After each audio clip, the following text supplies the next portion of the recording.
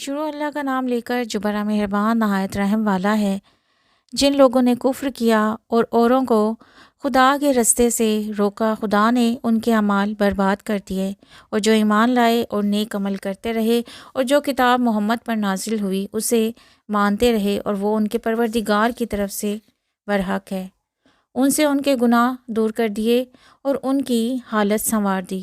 یہ حبط الاعمال اور اصلاح حال اس لیے ہے کہ جن لوگوں نے کفر کیا انہوں نے جھوٹی بات کی پیروی کی، اور جو ایمان لائے اور اپنے پروردگار کی طرف سے دین حق کے پیچھے چلے۔ اسی طرح خدا لوگوں سے ان کے حالات بیان فرماتا ہے۔ جب تم کافروں سے بھڑ جاؤ تو ان کی گردنیں اڑا دو، یہاں تک کہ جب ان کو خوب قتل کر چکو تو جو زندہ پکڑے جائیں ان کو مضبوطی سے قید کر لو۔ پھر اس کے بعد یا تو احسان رکھ کر چھوڑ دینا چاہیے یا کچھ مال لے کر، یہاں تک کہ فریق مقابل لڑائی کے ہتھیار ہاتھ سے رکھ دے۔ یہ حکم یاد رکھو، اور خدا چاہتا تو اور طرح ان سے انتقام لے لیتا، لیکن اس نے چاہا کہ تمہاری آزمائش ایک کو دوسرے سے لڑوا کر کرے، اور جو لوگ خدا کی راہ میں مارے گئے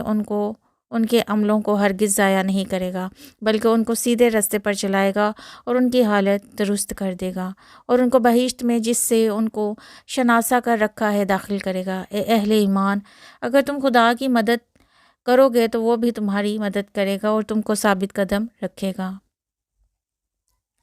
اور جو کافر ہیں ان کے لیے ہلاکت ہے، اور وہ ان کے اعمال کو برباد کر دے گا۔ یہ اس لیے کہ خدا نے جو چیز نازل فرمائی انہوں نے اس کو ناپسند کیا، تو خدا نے ان کے اعمال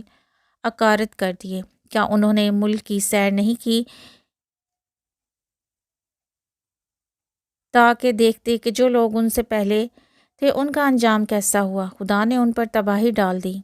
اور اسی طرح کا عذاب ان کافروں کو ہوگا۔ یہ اس لیے کہ جو مومن ہیں ان کا خدا کارساز ہے، اور کافروں کا کوئی کارساز نہیں۔ جو لوگ ایمان لائے اور نیک عمل کرتے رہے اور ان کو خدا بہشتوں میں جن کے نیچے نہریں بہہ رہی ہیں داخل فرمائے گا، اور جو کافر ہیں وہ فائدے اٹھاتے ہیں اور اس طرح کھاتے ہیں جیسے حیوان کھاتے ہیں، اور ان کا ٹھکانہ دوزخ ہے۔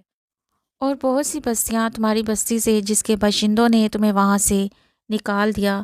زور و قوت میں کہیں بڑھ کر تھیں، ہم نے ان کا ستیہ ناش کر دیا اور ان کا کوئی مددگار نہ ہوا۔ بھلا جو شخص اپنے پروردگار کی مہربانی سے کھلے رستے پر چل رہا ہو وہ ان کی